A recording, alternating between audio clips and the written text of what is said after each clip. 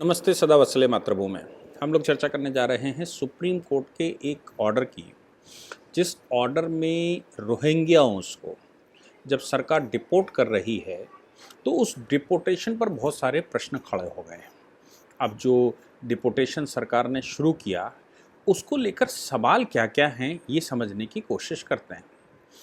Case file किया है हमारे यहाँ, हम जानते ही हैं एनजीओ गैंग खूब सारे खोले हुए हैं और उन एनजीओ गैंग में खास बात यह है कि राष्ट्रवाद के नाम से ग्लोबल छवि खराब हो रही है भारत की। विश्व क्या कहेगा, हमारी इमेज कैसी जा रही है, ये अर्बन नक्सल्स खूब सारे कर रहे हैं। तो उनके पास तमाम तरह की एनजीओ भी हैं और वो NGO supreme court, high court, ये कोर्ट, वो कोर्ट, यहाँ तक कि उनका बस नहीं चलता तो इंटरनेशनल कोर्ट ऑफ जस्टिस पहुँच जाएं, और बस नहीं चलता तो पता नहीं कहाँ कहाँ यूएनओ में जाकर रिप्रेजेंटेशन दे दें, और करते ही हैं। भारत की छवि जहाँ खराब कर सकते हैं वहाँ छवि खराब करते ही हैं। सुप्रीम कोर्ट में एक केस आया, 2021 में इसकी फाइलिंग हुई थी और जो एनजीओ जिसने फाइल किया था उसका नाम था ग्लोबल पीस इनिशिएटिव। उसके प्रेसिडेंट ने फाइल किया versus union of India, writ petition civil number 521/2021। अब इसमें पहले से दो कोर्ट जो हैं वो केस जो हैं वो कोर्ट किए गए। एक Mohammad Salimullah versus union of India, आपको याद होगा Mohammad Salimullah versus union of India का खूब चर्चित केस था और उस केस में ये डिमांड की गई थी कि भाई रोहिंग्यास को वहाँ डिपोर्ट कैसे कर सकते हैं। रोहिंग्यास के फंडामेंटल राइट हैं, वो भारत में आ चुके हैं, उनके बच्चे भारत में पैदा हो चुके हैं, उनको यहाँ से क्यों निकालना। सुप्रीम कोर्ट ने कहा था उस मामले में कि रोहिंग्याओं को वापस जाना होगा, लेकिन उनके डिपोर्टेशन का जो ड्यू प्रोसेस है वो प्रोसेस पूरा फॉलो करके जाना होगा, एवं ही उनको नहीं छोड़ा जा सकता। हालांकि वो एवं ही घुस आए थे, वो बॉर्डर पर धता बताते हुए घुसे थे। बॉर्डर पर बीएसएफ लगी हुई है, बॉर्डर पर फोर्स लगी हुई है, बॉर्डर पर फौज लगी हुई है। उसके बावजूद जिनको गोली बॉर्डर पर मार देनी चाहिए थी लेकिन नहीं लगी, वो किसी न किसी प्रकार से बच खुचकर अंदर घुस गए।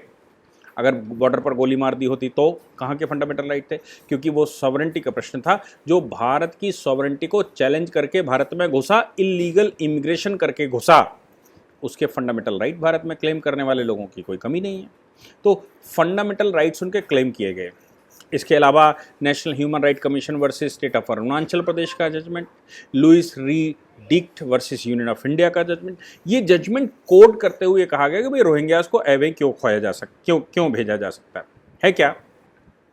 मोदी जी की सरकार बनने के बाद, हालांकि उस समय बड़ी तेजी से वो मुहिम नहीं चली थी, लेकिन बाद में वो मुहिम बहुत तेजी से चल गई, साइलेंट ये चल गई कि सरकार ने ये निर्णय लिया कि हम जो रोहिंग्या या बांग्लादेशी पकड़ेंगे उनकी आइडेंटिफिकेशन करने के बाद उनको डिपोर्टेशन सेंटर पर रखेंगे और उनको डिपोर्टेशन सेंटर पर रखा और उन देशों में भेजेंगे जिस देश से वो आए।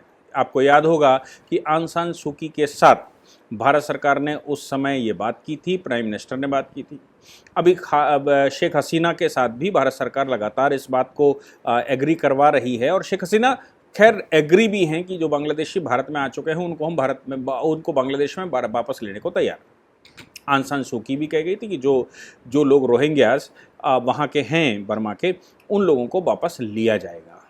तो अब सवाल यहाँ पर यह पैदा होता है कि जब दोनों देश रोहिंग्या और बांग्लादेशियों को वापस लेने को तैयार हैं और भारत सरकार उनको इस बात के लिए मंजूरी दिलवा चुकी है या उनको कन्विंस कर चुकी है, तो फिर भारत के लोगों को क्या समस्या है कि वो लोग रोहिंग्या और बांग्लादेशियों को भारत में ही रखना चाहते हैं। यही कारण था कि CAA का जब अमेंडमेंट आया और उसमें अमित शाह जी ने ये कह दिया कि NRC करेंगे, तो लोगों को चुल्लट लग गई और पूरे देश में वो हंगामे हुए, शाहीन बाग जैसे वो प्रदर्शन हुए जैसे उनकी तो अस्मत लूट कर कहीं बेच दी गई हो और अस्मत वापस लाने के लिए शाहीन बाग के धरने दिए गए। क्या कहा गया, बोले सेकुलर देश है, हिंदू मुसलमान के बीच में भेद क्यों। वो भूल गए कि पाकिस्तान और बांग्लादेश का निर्माण किस वजह से हुआ था। तो फिर भेद के आधार पर जब निर्माण हुआ था तो हिंदुस्तान के अंदर रहने वाला प्रत्येक मुसलमान को पाकिस्तान चले जाना चाहिए था और पाकिस्तान में रहने वाले प्रत्येक हिंदू को हिंदुस्तान चले आना चाहिए था। नहीं आए, कुछ लोग यहाँ रुक गए, कुछ वहाँ रुक गए। देश को पहला प्रधानमंत्री एक बेवकूफ़ टाइप का आदमी मिल गया जिसने नेहरू लिया का समझौता कर लिया और उस समझौते में कह दिया कि जो हिंदुस्तान में मुसलमान हैं उनको हम सुरक्षित करेंगे और जो पाकिस्तान में हिंदू हैं उनको तुम सुरक्षित करना।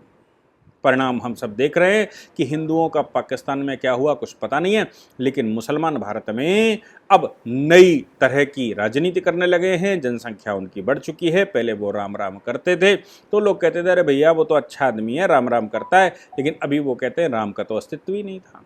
अभी वो कहते हैं कि केवल मेरे वाले बाकी तुम्हारे वाले नहीं। यहाँ तक कि जमायत उलेमाए हिंद ने कोर्ट में फाइल कर दिया कि श्रीमान जी आप नवोदय विद्यालय में हिंदी में प्रार्थना कैसे करवा सकते हैं। मतलब उनका रहा होगा कि अरबी में करवाओ। अगर दया कर ज्ञान शक्ति का ऐसा कुछ मांग लिया तो फिर ये कैसे शक्ति मांग ली, किससे मांग ली? हमारे वाले से तो मांगी नहीं, और हमारे वाले के अलावा कोई दूसरा है नहीं, तो आपने किससे मांग ली? जिससे आपने मांग ली तो वो फिर हिंदू बचा, और हिंदू की से ये मांगना ये तो असंवैधानिक है। ऐसे करके हिजाब पहन कर जाएंगे, हम ज़बरदस्ती नमाज कहीं भी पढ़ेंगे, हम टोपी पहनकर न्यायालय में भी जाएंगे, हम वो चोंगे की जगह वो पहन कर जाएंगे, कुछ और पहन कर जाएंगे, और हम जैसे चाहें मूंछ कटाकर दाढ़ी बढ़ाकर हम अपनी प्रैक्टिस करेंगे। आप कैसे मना कर सकते हैं? क्यों? क्योंकि ये तो देश क्या क्या है, सेकुलर है, ये है वो है। तो ऐसे लोगों को बहुत सारी समस्याएं भारत की सरकार से हैं, आज की सरकार से तो निश्चित रूप से हैं। CAA के प्रदर्शन के बाद भारत सरकार ने मुझे लगता है ये तय किया कि हम चिल्लाकर कोई काम नहीं करेंगे, हम काम वही करेंगे जो हमने ठाने हैं। NRC करने की बात आपने देख ही ली कि अभी ओवैसी ने कहा उत्तर प्रदेश सरकार ने मदरसों का सर्वे होगा, यानी कि आप NRC कर रहे हैं, क्योंकि ओवैसी को मालूम है मदरसों में ही इल्लीगल लोग रहते हैं, इसलिए सर्वे अगर मदरसों का होगा तो वो इल्लीगल रोहिंग्या बांग्लादेशी पकड़े जाएंगे। ये मुझे लगता है कि ओवैसी को मालूम रहा होगा, इसलिए वो ये कह रहे हैं ये तो NRC कर रहे हो।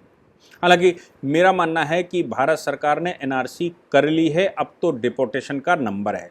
चाहे वो MB एक्ट में संशोधन किया हो, लाइसेंस अथॉरिटी में संशोधन किया हो, वन देश one country one ration card बनाया हो, एक आधार कार्ड से सबको लिंक किया हो, या फिर वो आयुष्मान भारत कार्ड बनाया हो, अस्पतालों में बिना आधार के कोई काम नहीं होगा ऐसा निर्णय लिया हो, कोई प्रॉपर्टी बिना आधार के ट्रांसफ़र नहीं होगी, कोई बिक्री बिना आधार के नहीं होगी, ये सब भारत सरकार ने तय किया। नतीजा निकला कि लगभग मुझे लगता है कि 99% डेटा भारत सरकार के पास जा चुका है, चाहे वो राज्य के डोमेन में रहता हो, लेकिन भारत सरकार के पास डेटा है। अब उसको रिव्यू करके लोगों को बाहर करने का समय है। तो सरकार ने CAA के प्रोटेस्ट के बाद ये तय किया कि हम इनको बाहर करेंगे। उसके लिए डिपोर्टेशन सेंटर्स की बात हुई, तो डिपोर्टेशन सेंटर बने हुए हैं। उसके अलावा जो इलीगल इमिग्रेशन कोर्ट बने हुए हैं, उन कोर्टों में उसका मुकदमा चलेगा, क्योंकि ड्यू प्रोसेस ऑफ लॉ क्या है? ड्यू प्रोसेस ये है कि किसी भी व्यक्ति को उसके देश में भेजने से पहले एक मुकदमा चलना चाहिए। उस मुकदमे में ये सिद्ध होना चाहिए कि वो भारतीय नहीं है, और वो जिस देश का है उस देश में उसको डिपोर्ट वहाँ की सरकार से बात करके सरकार के हाथ में हैंडओवर करना चाहिए। ये ड्यू प्रोसेस है। तो भारत सरकार ने पूरे देश में, मुझे लगता है कि ख़ासतौर से बॉर्डर के राज्यों में तो डिपोर्टेशन सेंटर खोल रखे हैं, नारी निकेतनों में महिलाएं भर्ती की जाती हैं, और इलीगल इमिग्रेशन के कोर्ट खोल रखे हैं, जहां इस प्रकार की जो पकड़ धकड़ प्राइमरी पुलिस करती है, उसके बाद जब ये पुलिस अपने यहाँ ये सिद्ध कर लेती है मामले को कि ये रोहिंग्या या बांग्लादेशी है, तो फिर उस व्यक्ति को वहाँ इलीगल इमिग्रेशन कोर्ट में प्रस्तुत किया जाता है। फाइल सरकार के पास, फाइल पुलिस के पास होती है, पुलिस उस केस को लड़ती है, लड़ने के बाद ये सिद्ध होता है कि ये इलीगल इमिग्रेंट है, तो फिर उस देश में सूचना की जाती है और उस देश को सौंपा जाता उसकी फाइल सहित। वो देश उसका वेरिफिकेशन करता है और वेरिफिकेशन करने के बाद उसको अपने यहाँ वापस लेता है। ऐसा ही एक मामला आया, एक 14 साल की लड़की है, भारत सरकार का कहना है कि वो नारी निकेतन में म्यांमार बॉर्डर पर है, लेकिन ये जो NGO है ग्लोबल उस NGO का कहना ये है कि इसके पेरेंट्स बांग्लादेश में शरण ले चुके हैं और आप उसको म्यांमार बॉर्डर पर छोड़ा है। इनका कहना है कि म्यांमार बॉर्डर पर कैसे छोड़ सकते हैं। कोर्ट के सामने बात आई तो कोर्ट ने भी कहा कि भाई ये बताओ कि असम से म्यांमार बॉर्डर पहुंची कैसे। मामला था असम का। असम सरकार, आप जान ही रहे हैं कि हेमंत बिस्वा शर्मा जी इन मामलों के महारथी हैं। वो लगातार पूरी ताकत से इस पर काम कर रहे हैं। उन्होंने मदरसों को स्कूल बना दिया, मस्जिदों में वॉच लगा दी, वहाँ सीसीटीवी कैमरे लगा दिए, और जो कर सकते हैं इलीगल इमिग्रेंट्स को रोकने के लिए या उनको चिन्हित करने के लिए, वो सारे काम वो कर रहे हैं। और असम में ही एनआरसी भी शुरू हुआ था। तो अब भारत सरकार, ऐसा असम सरकार ने, इनका कहना है, मतलब ये जो एनजीओ है, इसका कहना है कि इन्होंने जनाब इन उस लड़की को उठाकर म्यांमार बॉर्डर पर फेंक दिया और उसके माँ बाप एसाइलम ले चुके हैं। इस एनजीओ का कहना है कि मेरे पास उनकी चिट्ठी आई, बांग्लादेश से इनके पास चिट्ठी आई, और उस चिट्ठी में उनके पेरेंट्स ने क्लेम किया कि मेरा बच्चा वहाँ ऐसे ऐसे है। इनको भी सूचना इन्होंने कुछ खोजबीन की होगी, क्या हुआ कैसे हुआ पता नहीं, लेकिन खोजबीन करके ये सुप्रीम कोर्ट चले आए और उन्होंने कहा कि साहब भारत सरकार ये ज्यादती कर रही है। भारत सरकार ने उनसे पूछा कि भाई आपको कैसे मालूम, चिट्ठी पर विश्वास कैसे कर सकते हो? चिट्ठी पर भारत सरकार ने, कोर्ट ने कहा कि हम इस पर विश्वास नहीं करते, हम इस पर ये विश्वास नहीं करते कि वाकई में इस पर ये चिट्ठी ओरिजिनल है, इसका क्रॉस वेरिफिकेशन होना चाहिए। इन्होंने कहा कि साहब बॉर्डर पर फेंक दिया गया है, उसको म्यांमार में मरने के लिए ये भेज रहे हैं। असम सरकार, भारत सरकार उसमें मिली हुई है। सुप्रीम कोर्ट ने इस मामले में कहा कि देखो पहले तो हमें डाउट है, दूसरी बात ये आती है कि म्यांमार, इनका कहना है कि ह्यूमन राइट को ध्यान में रखते हुए लड़की माइनर है, इसको भारत में ही रखना चाहिए और इसको वहाँ नहीं भेजना चाहिए। प्रोसेस शुरू हो रहा है बांग्लादेश के लिए, इनका डिपोटेशन हो, और बांग्लादेश में असाइलम चूंकि माँ बाप को दे रखी है इसलिए इनको बांग्लादेश भेजा जाए।